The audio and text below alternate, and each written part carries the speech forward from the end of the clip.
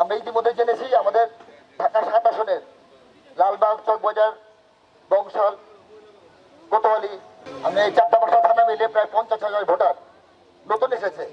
এদেরকে আইডেন্টিফাই করতে হবে যে আমাদের এই 32-এ কোনো নতুন ভোটার এসেছে কিনা আইডেন্টিফাই করতে হবে।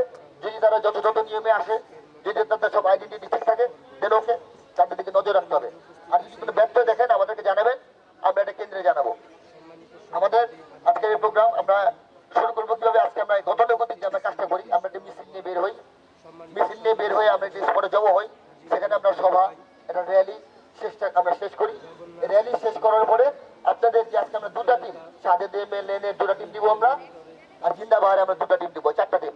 এই 4টা টিম আপনারা বের হয়ে ভোটার স্লিপগুলো যতটুকু পারেন ডোর টু ডোর কভার করবেন।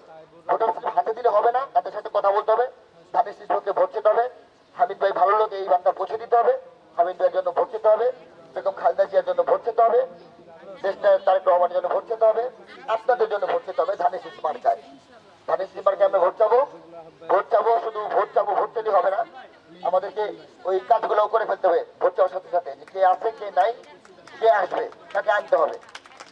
অনেকে আছে এখানে ছিল, এখান থেকে ঢাকার বাইরে বা ঢাকার আশেপাশে চলে গেছে, এখানকার ভোটার এখন আর পাইতেছেন না।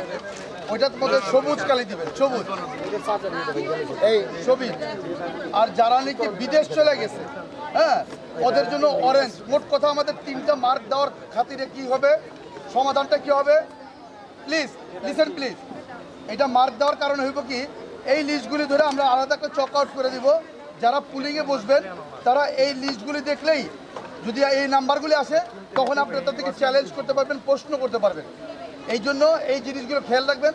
আর খুব নমনীয়ভাবে মানুষকে হায়ের মধ্যে রেখা হামিদ ভাইয়ের সম্বন্ধে এবং ধানের শীষের প্রতীক সম্বন্ধে সুন্দরভাবে বুঝায়া তাদের কাছ থেকে বিদায় নিয়ে আসবেন, ঠিক আছে?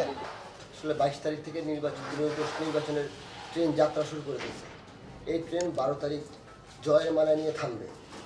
আমরা প্রতিটা ঘরে ঘরে হামিদ ভাইয়ের বার্তা, ধানের শীষের বার্তা পৌঁছে দিয়েছি, তারেক রহমানের সালাম পৌঁছে দিয়েছি।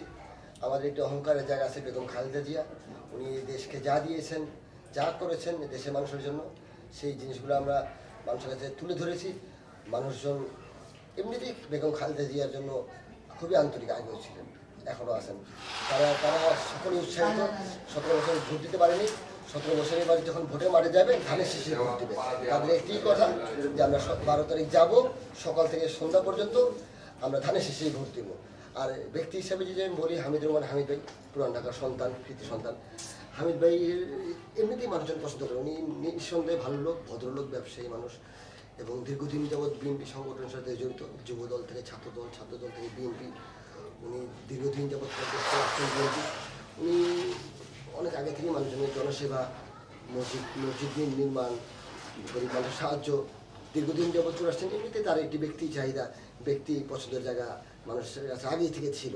ধানের শীষের প্রতীক পাওয়াতে সেটা আরও স্পিড পেয়েছে। নিঃসন্দেহে এবার ধানের শীষ ঢাকার সাথে বিজয় লাভ করবে। ত্রয়োদশ জাতীয় নির্বাচন সামনে আসতেছে ফেব্রুয়ারি মাসের 12 তারিখে। আমরা নিরলসভাবে কাজ করে যাচ্ছি, আমাদের ফসল আমরা ঘরে নিয়ে আসব। আমি আশাবাদী সকলে 12 তারিখে সকাল থেকে সন্ধ্যা পর্যন্ত স্বতঃস্ফূর্তভাবে ভোট দেবে যাবেন। এত বছর পর্যন্ত মানুষ ধানের শীষে ভোটের জন্য খুব আখ্যায়িত ছিল, ভোট দিতে পারেনি। এবার এটার ফলশ্রুতি মানুষ দেখাবে এবং ইনশাল্লাহ ঢাকা 7 আসনে হামিদ ভাইকে ধানের শীষে জয়যুক্ত করবে, এই আশাবাদী আমরা।